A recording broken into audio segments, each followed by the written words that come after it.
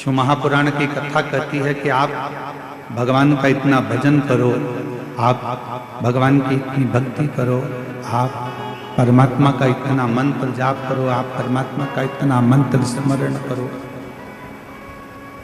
आप भगवान का इतना नाम जाप करो, इतना स्मरण करो कि आप भले ईश्वर को ना जान पाए पर ईश्वर आपको पहचान जाए कि ये मेरा भक्त है जो दिन रात मुझे पुकारता रहता है।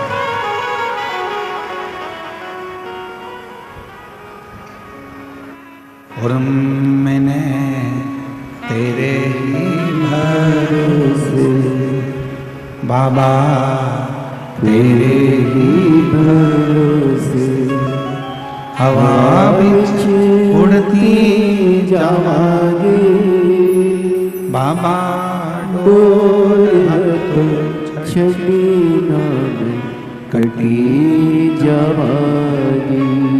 बोले मैं तेरी पतंग शंभो, मैं तेरी पतंग हवा बिच उड़ती जावांगी बाबा, डोर है तो छड़ी नाम कटी जावांगी। हम ईश्वर को जाने ना जाने पर जब हमारी भगवान शिव के प्रति अविरल भक्ति उत्पन्न हो जाए, जब हमारे भजन का बल बढ़ जाए, तो वो ईश्वर हमको जरूर जाने। एक बड़ी सुंदर कथा आती है।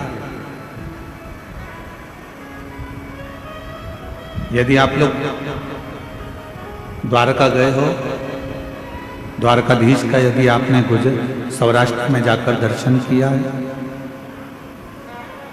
गुजरात में जाकर जब यदि आपने द्वारकाधीश का दर्शन किया है, तो वहां एक गोवत्स तीर्थ है।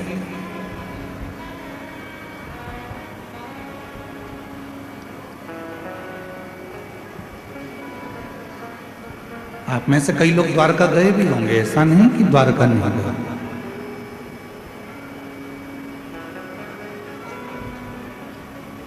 यदि आप लोगों में से कोई द्वारका गया होगा तो वो गोवत्स तीर्थ भी जरूर गया होगा। एक द्वारका के नजदीक में गोवत्स तीर्थ है।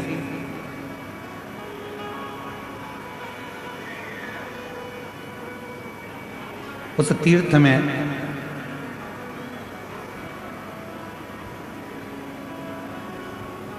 पूर्व में एक बलाहक नाम के राजा हुए, और बलाहक नाम के जो राजा थे, शत्रुओं का नाश करना, दुष्टों को पछाड़ देना और अपने नगर में सब अच्छे कर्म करते रहना, सत्कर्म करते रहना।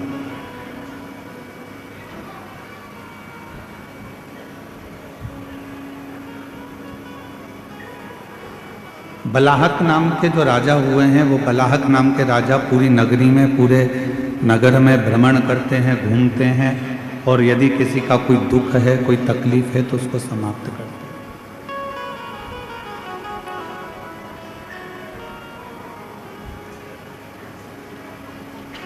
नित्य प्रति उनका एक कार्य है शिवालय जाना, शंकर जी के मंदिर में आराधना करना, साधना करना, भजन करना, कीर्तन करना, शिव मंदिर में जल की व्यवस्था करना।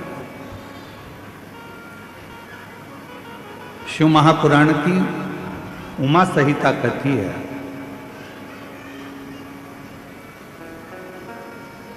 कि शंकर भगवान के मंदिर में अगर कोई जल की व्यवस्था भी कर देता है तो उस जीव को कभी किसी नरक में भटकना नहीं पड़ता, वो जीव का उद्धार स्वतः ही हो जाता है।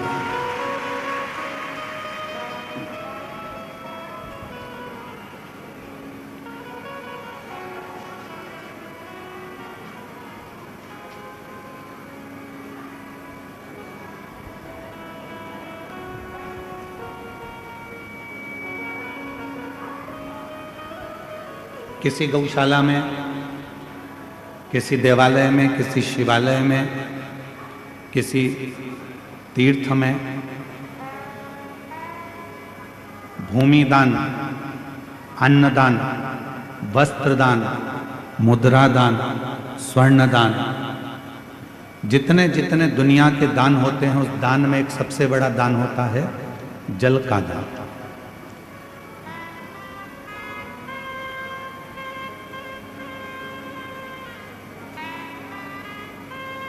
कल हम यहां से जा रहे थे तब हम देख रहे थे कि इस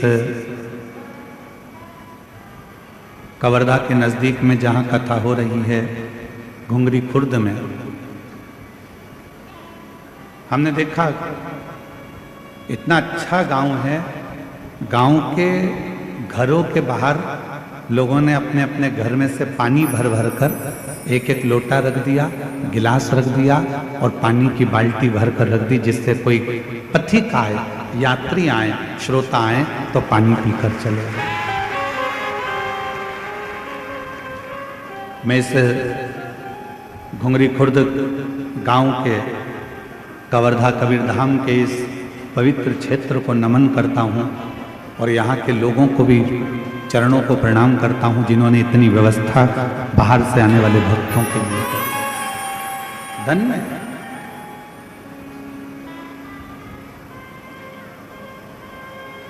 गौशाला में बहुत कुछ दान दिया चला, मंदिर में, देवालय में, शिवालय में बहुत कुछ दान दिया चला, पर उसमें भी एक सबसे बड़ा दान है जल का दान।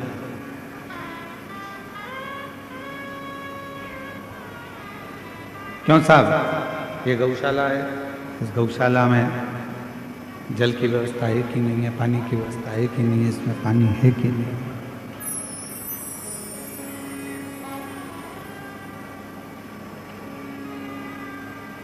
यहाँ पानी की व्यवस्था, ये चल नहीं रहे हैं, यहाँ पानी की व्यवस्था है कि नहीं है, जल की व्यवस्था है कि नहीं है? मूल है शंभु शंभु शंभु शंभु शंभु शंभु शंभु शंभु।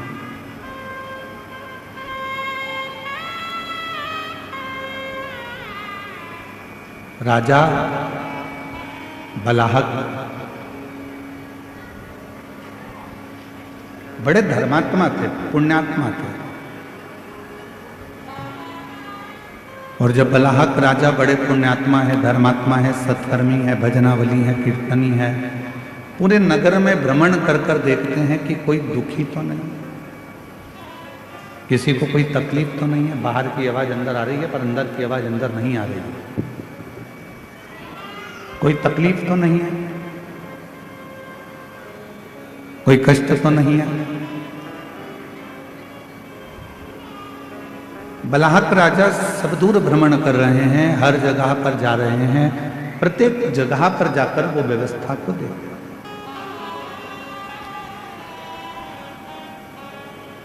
और उनका एक नियम बड़ा विचित्र है कि शिवालय में, देवालय में, तीर्थ में जल की व्यवस्था कर, पानी की व्यवस्था। इसीलिए हम इस घुंगरी खुर्द गांव के सभी श्रोताओं को और घुंगरी खुर्द गांव में रहने वाले सभी ग्रामीण वासियों को बहुत बहुत प्रणाम करते हैं कि आप लोगों ने जल की व्यवस्था करी, जो हमारी शिवपुराण कहती है। शिवपुराण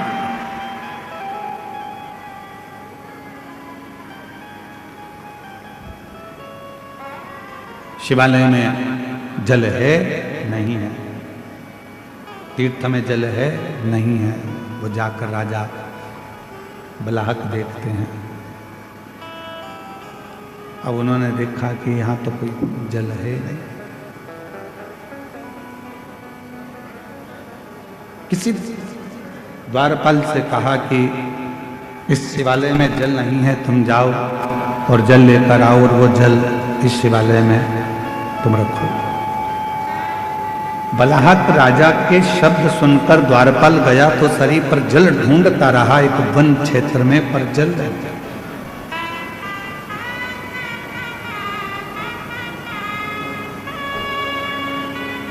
बहुत सुंदर कथा है। अगर आप लोग ध्यान देंगे तो मार्गशीर्ष मास की यह पवित्र कथा का लाभ आपके जीवन को सुख प्रदान करेगा।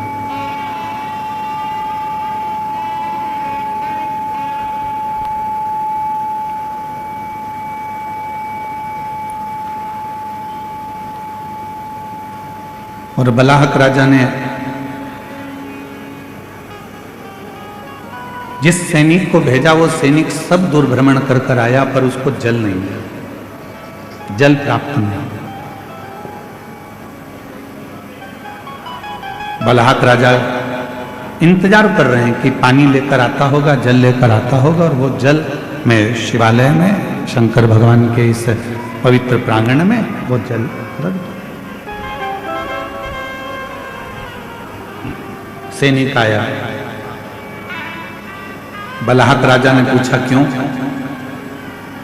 तुम्हें जल लेने के लिए भेजा था, तुम जल लेकर नहीं आए? महाराज, पूरे जंगल में मैं घूम कर आया हूं, पूरा जंगल में देख कर आया हूं, पर कहीं पर भी मुझे जल प्राप्त नहीं हुआ।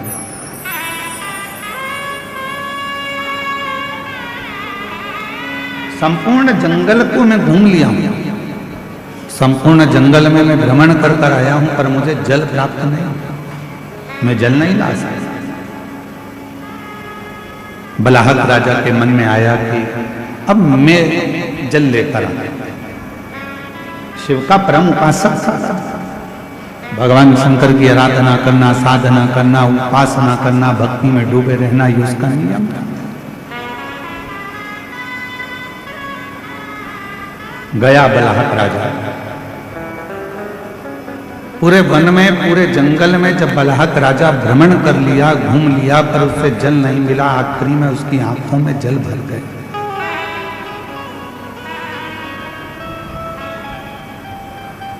अब किससे कहूं, किससे प्रार्थना करूं, किससे निवेदन करूं, किससे मैं अपने मन की बात कहूं? शिव को याद करा, बाबा भोलेनाथ, शंभुनाथ, त्रिकालदर्शी, कैलाशी, अविनाशी, कृपा कर। इस शिवालय में कहीं जल की व्यवस्था नहीं है, कहीं जल नहीं है। आप कृपा करेंगे, आप करुणा करेंगे, आप दया करेंगे तो जल की व्यवस्था यहां होगा। आप कृपा करें। और तेरी कृपा का क्या है भरोसा, कब किस पर हो जाए जरा सी हम पर, जरा सी हम पर दो।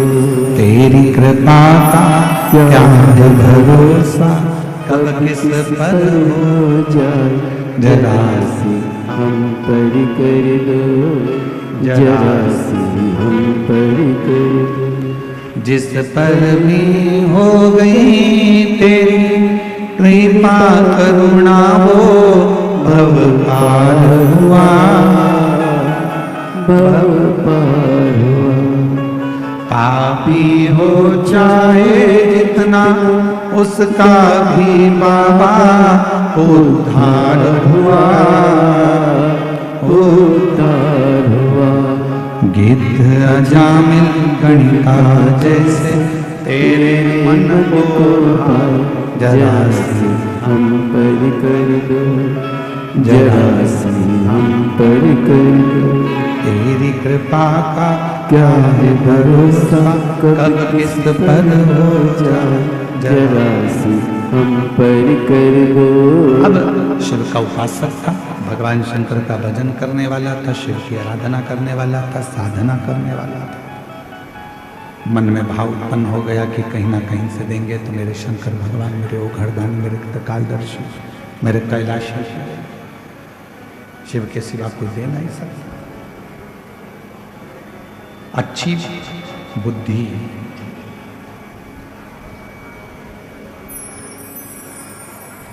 अच्छी बुद्धि, अच्छा चित्त, अच्छा व्यापार, अच्छा व्यवहार, अच्छा परिवार बिना शिव की कृपा के किसी को मिल ही नहीं सकता। किसी को प्राप्त ही नहीं हो सकता। आपकी बुद्धि सही चल रही है, आपका विवेक सही है, आपके विचार सही हैं, आपका परिवार सही है, आपके व्यापार सही चल रहा है, व्यवहार सही चल रहा है, परिवार सही चल रहा है, तो समझ लेना कि मेरे देव अधिदेव महादेव की आप पर कृपा होना प्रारंभ हो गई, करुणा होना प्रारंभ।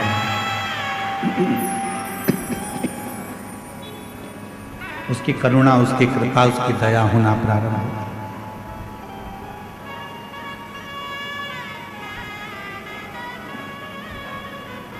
राजा बलाहक के उसी समय पर राजा बलाहक की बुद्धि में एक बात आ गई।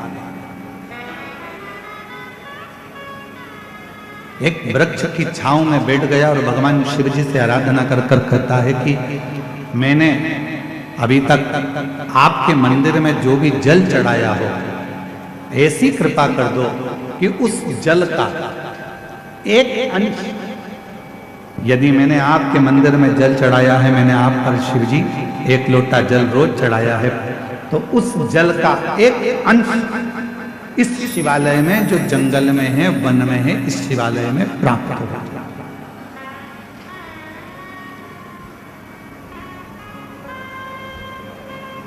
और आज कहने में पीछे नहीं हटेंगे, हम सबसे एक बात जरूर कहेंगे।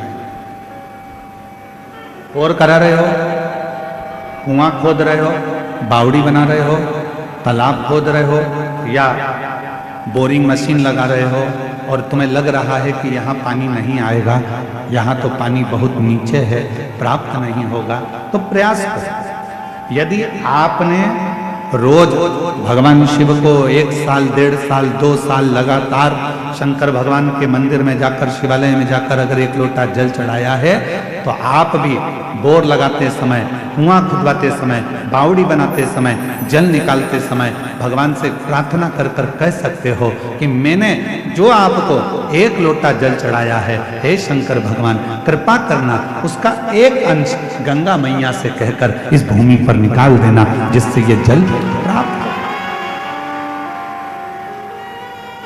ये जल प्राप्त हो। ऐसी कृपा करो, ऐसी करुणा करो, ऐसी दया करो। आप करुणा करेंगे, आप कृपा करेंगे, आप दया करेंगे तो सब कुछ हो सकता है। आप कृपा करो, आप दया करो, आप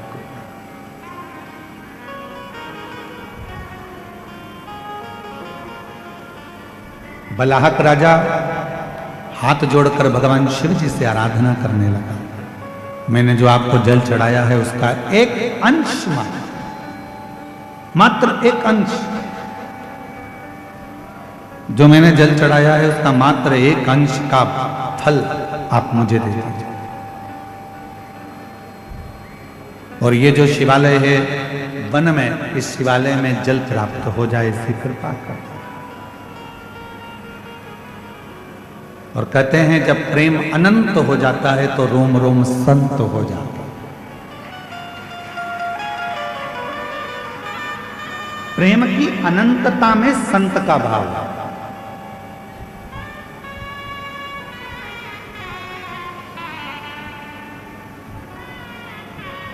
हम श्री गणेश प्रसाद तिवारी जी को साधुवाद देंगे, उनकी धर्म पत्नी श्रीमती नेहा तिवारी जी को भी साधुवाद देंगे और उनके बेटे आशीष तिवारी को भी साधुवाद देंगे।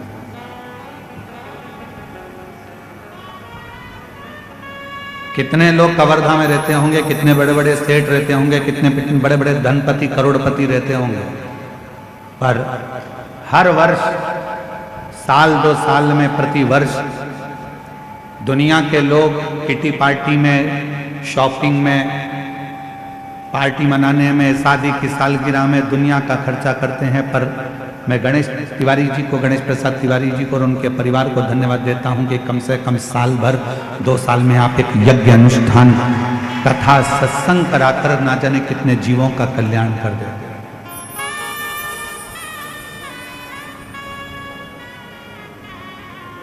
कई लोग ऐसे हैं, कवर्धा ही नहीं, कवर्धा के आसपास के क्षेत्र में भी कई लोग ऐसे होंगे जो अच्छे पद पर भी होंगे, कुर्सी पर भी होंगे, प्रतिष्ठा में भी होंगे, यश भी होगा, धन भी होगा, वैभव भी होगा, सत्ता भी होगी, सब कुछ होगा, पर अच्छा कर्म नहीं कर पाएंगे। क्यों? क्योंकि ललाट पर लिखा कर लेकर नहीं आए। जिसको भगवान ने ललाट पर लिखकर भेजा है वही सत्कर्म कर सकता,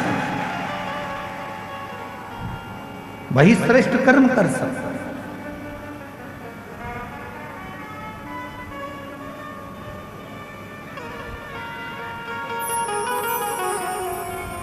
और आज हमको तो घुंगरी खुर्द वालों से भी थोड़ी थोड़ी जलन हो रही है। क्यों? इतनी बड़ी दिव्य शिव महापुराण की कथा और इतना बड़ा सुरभि यज्ञ आपके छोटे से गांव में हो रहा है, तो सोचने वाला विषय, सोचने तरसते हैं।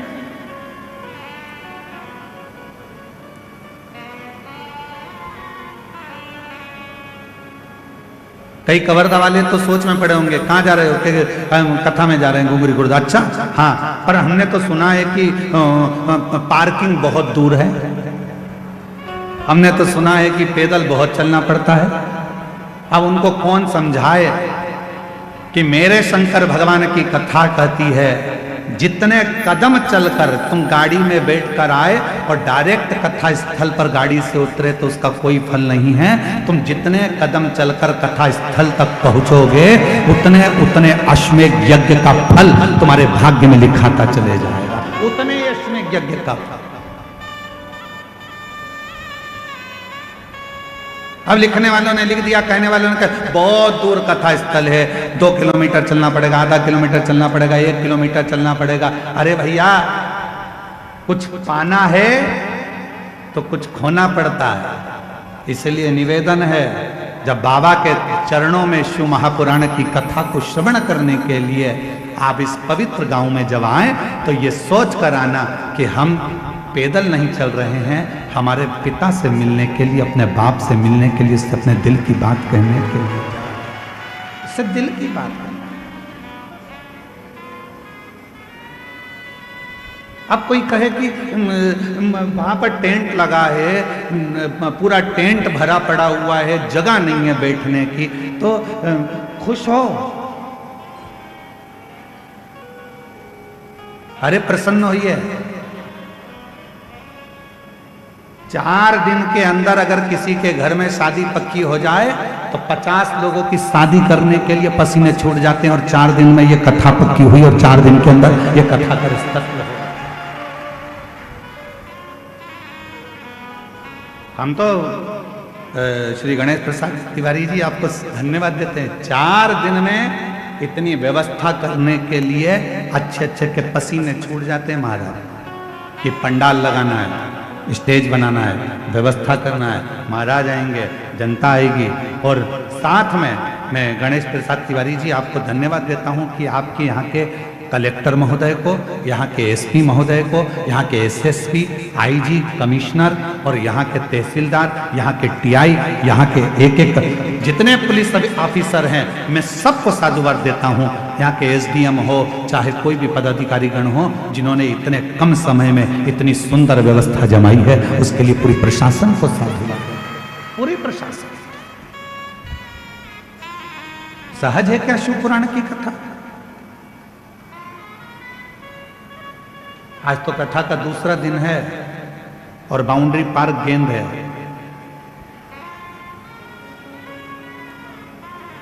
चौथे और 5वें दिन तेरा क्या होगा रे कालिया, समझना।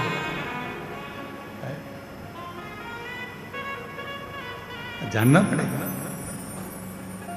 सरल नहीं है शिव भक्ति। थोड़ा तपना पड़ेगा, साधना पड़ेगा, स्मरण करना पड़ेगा, उसके चरणों में बैठना पड़ेगा, उसके सामने जाकर उसके पंडाल में बैठकर जब हम उससे अपने दिल की बात कहेंगे तो वो सुने। सरल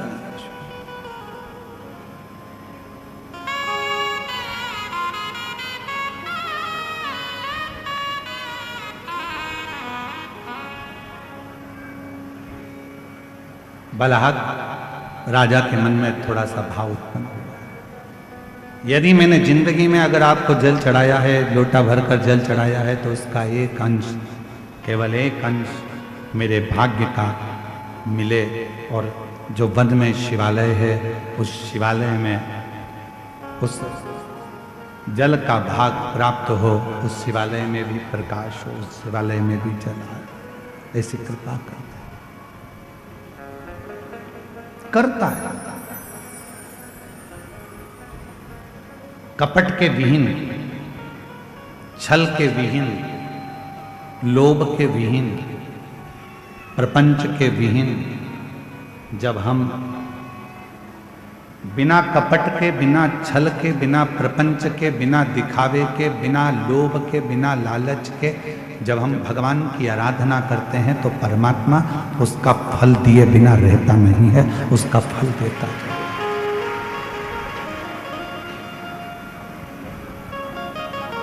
जैसे प्यार और उधार दो चीजें हैं। जम के बोलो, क्या क्या?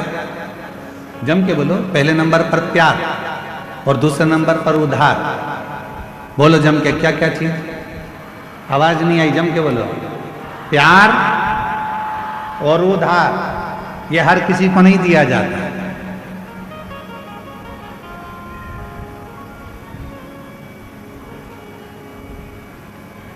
प्यार भी हर किसी को नहीं दिया जाता और उधार भी हर किसी को नहीं दिया जाता।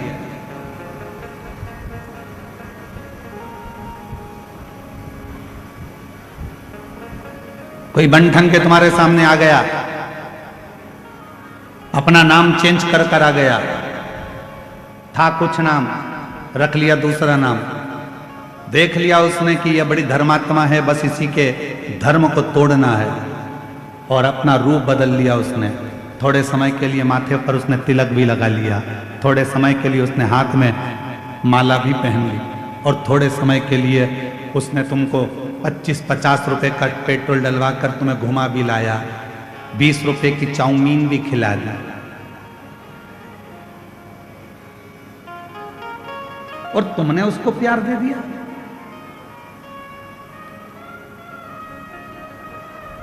प्यार और उधार हर किसी को नहीं दिया जाता। आप में से कितने लोग हैं कि रायपुर से कोई व्यक्ति तुम्हारे पास में आया और तुमने कहा भैया जरा मुझे 5 लाख की जरूरत है, दे देना जरा? दे दोगे क्या? जम के बोलो जरा। नहीं दोगे।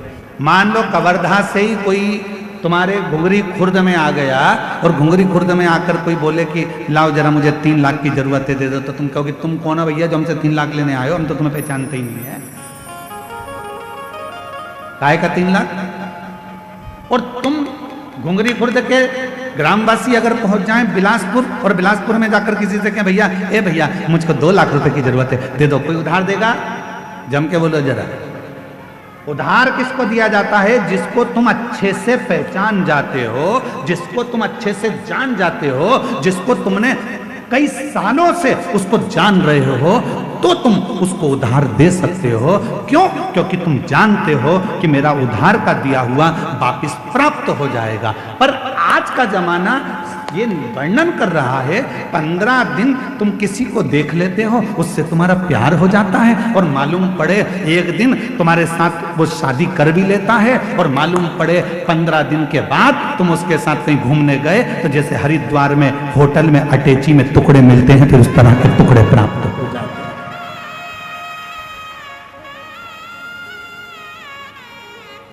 उधार देने से पहले हमने देखा कि कितना समय पुराना है, कौन है, हम इसको इतने साल से जानते हैं, हम इतने साल से पहचानते हैं, तब हमने उसको उधार दिया कि हमारा उधार प्राप्त हो जाएगा। उधार भी 50 बार सोच कर दिया जाता है, और प्यार भी 50 बार सोच कर दिया जाता है। ये हर किसी को नहीं दिया जाता जो तुम्हारे टुकड़े कर कर कहीं फ्रिज में भर देता है।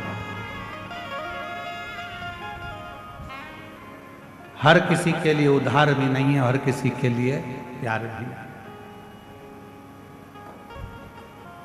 सोचिए, विचारिए।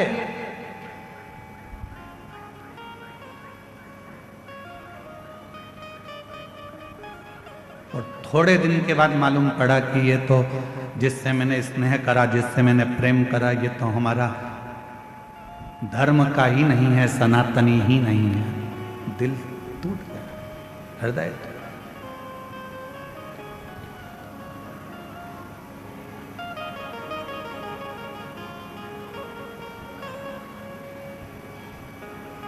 आपको मालूम है छत्तीसगढ़ की भूमि, छत्तीसगढ़ की धरा,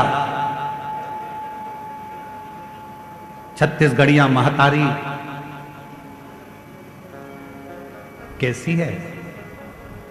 आपको मालूम है? पूरी दुनिया में कोई ऐसा प्रदेश बता दो जिस प्रदेश को माता के नाम से पुकारा जाता है, महतारी के नाम से पुकारा जाता है। पूरी दुनिया में कोई ऐसा प्रदेश नहीं है जिसको महतारी कहा गया हो। पूरी दुनिया में ऐसा कोई प्रदेश नहीं है जिसको माता कहा गया हो। पूरी दुनिया में कोई ऐसा प्रदेश नहीं है जिसको मां का संबोधन दिया गया हो। पूरी दुनिया में केवल एक छत्तीसगढ़ महतारी है जिसको माता का संबोधन दिया गया, जिसको माता का संबोधन दिया। क्यों? क्योंकि माता का स्वभाव क्या होता है? माता का स्वभाव क्या है? मां का स्वभाव क्या है? मां का क्या स्वभाव होता है? उसके अगर 4 बेटे हैं तो उसके लिए चारों बेटे बराबर होते हैं। माँ का स्वभाव ये होता है कि माँ अपने चारों बच्चों को बराबर का दूध पिलाती है। माँ अपने चारों बच्चों को बराबर का प्रेम करती है। माँ अपने चारों बच्चों को सम रखती है। इसलिए छत्तीसगढ़िया महतारी, छत्तीसगढ़ ये जो माँ है, छत्तीसगढ़ की पवित्र भूमि, यहाँ पर ब्राह्मण हो, क्षत्रिय हो, वैश्य हो, शूद्र हो, ये चारों उस माँ की औलाद हैं और चारों को प्रेम मेरी माँ हमेशा करती है। यहां जो आया, छत्तीसगढ़ की भूमि पर जो आया, मेरी माता ने उसको प्रेम दिया। मेरी माता ने उसको स्नेह दिया।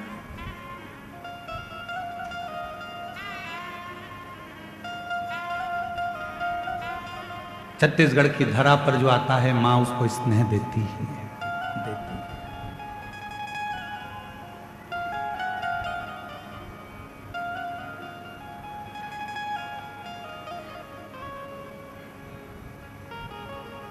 यहाँ बड़े से बड़ा राजनेता भी आएगा तो एक पल आकर जरूर कहेगा कि हमको जो मिला छत्तीसगढ़ की भूमि से मिला। यहाँ बड़े से बड़ा अगर अधिकारी भी आएगा तो कहेगा ये छत्तीसगढ़ की भूमि ने मुझको दिया है, क्योंकि ये प्रेम देते हैं, स्नेह देते हैं, समर्पण देते हैं।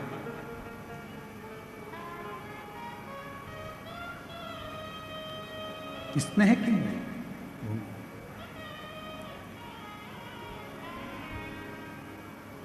शिव कथा कह रही है, शंकर भगवान की कथा कह रही है, आपको ईश्वर को नहीं ढूंढना है, ईश्वर आपको ढूंढता है। कल कथा में कहा था, एक लोटा जल चढ़ाने वाले को परमात्मा ढूंढ लेता, ढूंढ। शिव की आराधना करने वाले को परमात्मा ढूंढ लेता। एक पत्र है, अच्छा है।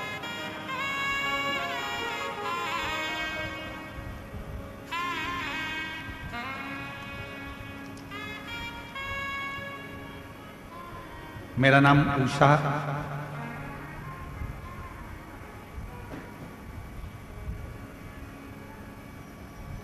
कश्यप है।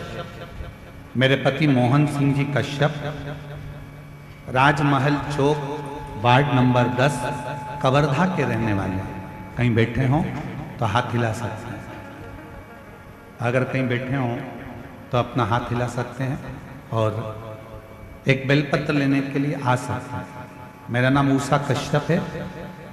मेरे पति का नाम मोहन सिंह कश्यप है। कहीं बैठे हों तो आ सकते हैं एक बेलपत्र लेने के लिए। राजमहल चौक वार्ड नंबर 10 कवर्धा की रहने वाली है। पत्र एलईडी पर चल रहा होगा, आप लोग साथ में हमारे पढ़ सकते हैं। गुरुदेव, एक लोटे जल रुद्राक्ष की महिमा और पशुपति व्रत का वर्णन करना चाहती हूँ। मेरा बेटा 4.5 साल तक नहीं बोल पाता था, ना ही समझ पाता था। गुरुदेव उसको डॉक्टरों को भी दिखाया पर वो ना बोल पाता ना समझ पाता। 4.5 साल का हो गया गुरुदेव, ना वो बोल पाया ना समझ पाया। डॉक्टर कहते थे उसकी बुद्धि भी इतनी कार्य नहीं कर रही। तब आपकी कथा अप्रैल 2022 से मैं जुड़ी हूं, आपकी कथा सुनती हूं, मंदिर जाती हूं, 1 लोटा जल चढ़ाती हूं। फरवरी 2023 में रुद्राक्ष महोत्सव में मेरे पति सीहोर गए, वहां से रुद्राक्ष लाए। रुद्राक्ष को तांबे के लोटे में डुबाती, शिव जी को चढ़ाती, चढ़े हुए जल को बेटे को पिलाती। 3 बार अपने बेटे के लिए पशुपति व्रत किए। गुरुदेव आज मेरा बाबा ने ऐसी कृपा करी कि मेरा बेटा बोलता भी है, समझता भी है, अब स्कूल जाना भी चालू कर दिया है। बाबा की कृपा से अब वो स्वयं भी मंदिर जाता है, सफाई करता है, स्वयं भी मंदिर सफाई करता। ये शिव की कृपा, शंकर की उदाहरण, शिव की। एक लाइन अच्छी लिखी आप और हम गुनगुनाते हैं, आप लोग भी पढ़िए साथ में बोलिए। खाली न जाता कोई दर से तुम्हारे, खाली न जाता कोई दर से तुम्हारे, मैं भी खड़ी हूँ नन्ही बाहें पसारे, अपने हृदय लगा लो लगा लो, गिरा जा रहा हूँ उठा उठा भोले अपने दर से अब तो न टालो, गिरी जा रही हूँ उठा लो उठा।